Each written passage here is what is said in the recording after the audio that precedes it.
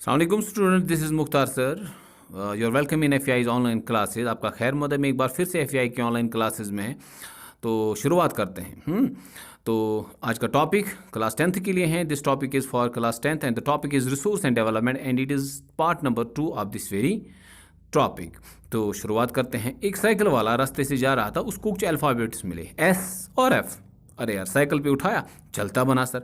चलते चलते चलते चलते, क्योंकि ये अपने साथियों से बिछड़ चुके थे ये दोनों अल्फ़ाबेट्स। रास्ते में जूं ही इन्होंने अपने साथियों को देखा, एकदम से भागे और अपने दोस्तों के साथ मिल गए। जब ये अपने अपने दोस्तों के साथ मिल गए तो वहाँ पर क्या बना? वाह जी वाह, सॉइल फॉर्मेशन। दोनों वर्ड्स ने अपने दोस्तों के साथ मिलके जो वर्ड बनाए वो थे फॉर्मेशन ऑफ सॉइल। राजू अपने दोस्तों के साथ डिसाइड करता है कि हम मिट्टी के कुछ बर्तन बनाएं। हाय, तो मिट्टी के बर्तन बनाने के लिए उन्होंने मिट्टी को छानना स्टार्ट कर दिया। तो छानते छानते जो है ये अब पेड़ के नीचे काम कर रहे थे, मिट्टी को छानना, फिर उसमें पानी डाल के गारा बनाना और फिर उस गारे से जो है मिट्टी के बर्तन बनाना। लेकिन राजू अजीब हारैन में इसमें पहुंच गया, मतलब इस सिचुएशन में, कि उसने देखा कि वो जो मिट्टी को छान रहा था तो उसके छन्नी में जो है, सिव में जो है कुछ कंकर मिले। अरे यार, वो हैरान हो गया और दोस्तों से कहा, अरे मिट्टी में कंकर किधर से आए? हैरान होने के बाद इन तीनों ने, दोस्तों ने जो है अपने टीचर के पास जाके इस सवाल का जवाब ढूंढना स्टार्ट कर दिया। तो उनके टीचर ने उनसे कहा कि हमारी जो अर्थ है, हमारी जो क्रस्ट है, इसमें अलग अलग किस्मों के रॉक्स रहते हैं। ये रॉक सॉलिड होते हैं, फिर इनके ऊपर सूरज की लाइट, बारिश, विंड, इसकी वजह से ये छोटे छोटे क्रैक्स में पड़ जाते हैं, थोड़े थोड़े क्रैक्स पड़ जाते हैं और अल्टीमेटली ये छोटे छोटे हिस्सों में ब्रेक डाउन हो जाती हैं। ठीक है सर। तो ये छोटे छोटे हिस्से इस रॉक के और छोटे होते होते और छोटे होते होते अल्टीमेटली स्मॉलर साइजेस पार्टिकल्स में तब्दील हो जाते हैं। तो इस विंड या सूरज की वजह से या वेदर की वजह से और सन, रेन और विंड की वजह से ये प्रोसेस जो होती है ब्रेकिंग डाउन ऑफ रॉक्स, इसको हम वेदरिंग कहते हैं। और जब ये अनडिस्टर्ब्ड रहता है ये मटेरियल, इसको कोई वहाँ से हटाता नहीं है, और a period of long time weathering के बाद यही जो मटेरियल है ये सॉइल बन जाता है। लेकिन हज़ारों साल इसको लगते हैं। लेकिन सॉइल बनते बनते इसमें कुछ और चीज़ें भी चली जाती हैं, लिविंग क्रिएचर्स के रिमेन्स चले जाते हैं, प्लांट्स, एनिमल्स, इनके रिमेन्स चले जाते हैं, जिसकी वजह से सॉइल का न्यूट्रिशन वैल्यू बदल जाता है, अलग अलग कलर में वो तब्दील हो जाती हैं। इसीलिए हमारे पास अलग अलग किस्मों के सॉइल टाइप्स रहते हैं, ब्राउन सॉइल, रेड सॉइल या ब्लैक सॉइल। इसके अलावा और भी बहुत सारे सॉइल टाइप्स रहते हैं। इसके बाद दूसरा जो हमारा है वो है टाइप्स ऑफ सॉइल। ये टाइप्स ऑफ सॉइल कैसे होते हैं, डिपेंड करता है कि कौन सा जोग्राफिकल रीजन है और वहाँ पर किस किस्म की क्लाइमेटिक कंडीशन है, उसी हिसाब से वहाँ पर हमें अलग अलग सॉइल टाइप्स मिलते हैं। When we look at the India, we have different types of soil in India. जैसे एक है हमारे पास रेड सॉइल। इसका रेड कलर किसकी वजह से होता है? इसमें जो प्रेजेंस ऑफ आयरन ऑक्साइड होता है उसकी वजह से इसका जो कलर होता है वो रेड होता है, और उसमें मिक्किले पार्टिकल्स भी अच्छी मात्रा में मिलते हैं। लेकिन इसमें जो है नाइट्रोजन बहुत कम होता है इस सॉइल में, और ह्यूमस भी कम होता है। ठीक है, इसीलिए इसको हम लेटस सॉल्ट सॉइल का भी नाम देते हैं। ये सॉइल कर्नाटका, तमिलनाडु या इंटीरियर पार्ट्स ऑफ इंडिया में भी कहीं कहीं देखने को मिलती हैं। साउदर्न कर्नाटका में भी, आंध्र प्रदेश के साथ साथ this soil is also found in Odisha and some other parts of India. Next one is black soil. ये जो है ह्यूमस से भरी पड़ी सॉइल होती हैं, इसमें अच्छा खासा ह्यूमस होता है। बेसाल्टिक रॉक से निकलने वाली मैग्नीशियम इसमें अच्छी खासी मात्रा में देखने को मिलता है। और ये जो सॉइल होती हैं ये कॉटन, शुगर केन जैसे फसलों को उगाने में अच्छी खासी कंसिडर की जाती हैं। इसको दूसरा नाम रेगूर सॉइल भी कहा जाता है। ये सॉइल हमें महाराष्ट्र, आंध्र प्रदेश, मध्य प्रदेश में ज़्यादातर देखने को मिलती हैं। इसके साथ साथ Gujarat and some parts of Haryana और उत्तर प्रदेश में भी ब्लैक सॉइल हमें देखने को मिलती है। Next one is alluvial soil. दरियाओं की लाई हुई नई नई मिट्टी जो फ्लड प्लेन्स में देखने को मिलते हैं उसको हम एलुवियल सॉइल का नाम देते हैं। ठीक है सर। ये लूमी होती हैं, लूमी टेक्सचर इसमें होता है और इसमें प्लेंटी ऑफ ह्यूमस देखने को मिलता है। और इसके साथ साथ ये वीट, राइस, शुगर केन जैसे इंपॉर्टेंट फसलों को उगाने में अच्छी मानी जाते हैं। At the same time it is also called as Khadar.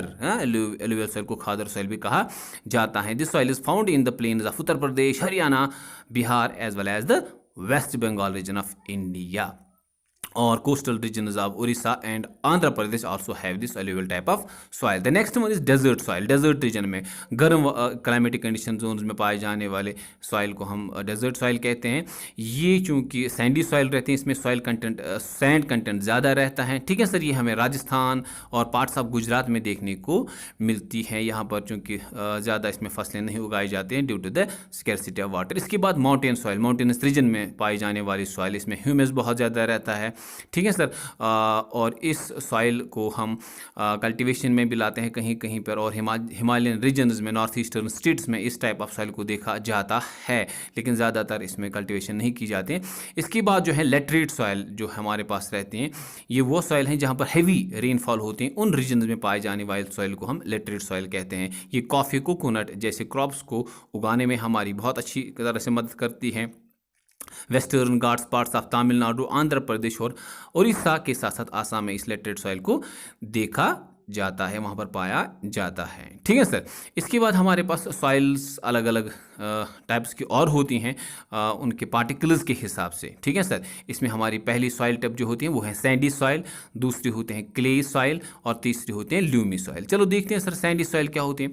Sandy soil क्योंकि इसमें 70 to 80% सैंड पार्टिकल्स रहते हैं, हाईली पोरस होते हैं, पानी ऊपर से गया नहीं वो ज़मीन के अंदर चला जाता है, और इसमें वाटर होल्डिंग कैपेसिटी बिल्कुल नहीं होती है, इसलिए वो क्रॉप्स को ग्रो करने में हमें कोई मदद नहीं करती हैं. ओके सर, ये आप याद रखेंगे पूरी तरह से. इसके बाद क्ले सॉइल जो होते हैं, इसमें 60 to 70% मिट्टी रहते हैं, क्ले रहती हैं, और इसमें लेस सैंड रहते हैं, बहुत कम सैंड इस मिट्टी में देखने को मिलती है. Okay sir. और ये उतनी ज़्यादा पोरस नहीं होती हैं, it is because of this, और दी वाटर होल्डिंग कैपेसिटी इस मिट्टी में ज़्यादा रहती है, इसीलिए यहाँ पर इस मिट्टी में हम अच्छे खासे पेड़ पौधे उगा सकते हैं. ल्यूमी सॉइल, ये वो सॉइल हैं जिसमें सैंड, सिल्ट और क्ले पार्टिकल्स लगभग एक ही मिकदार में पाए जाते हैं, और वाटर होल्डिंग कैपेसिटी अच्छी होती है, इसमें ह्यूमस बहुत अच्छा रहता है, और इसीलिए ये बहुत इन पेड़ पौधों को उगाने में हमारी मदद.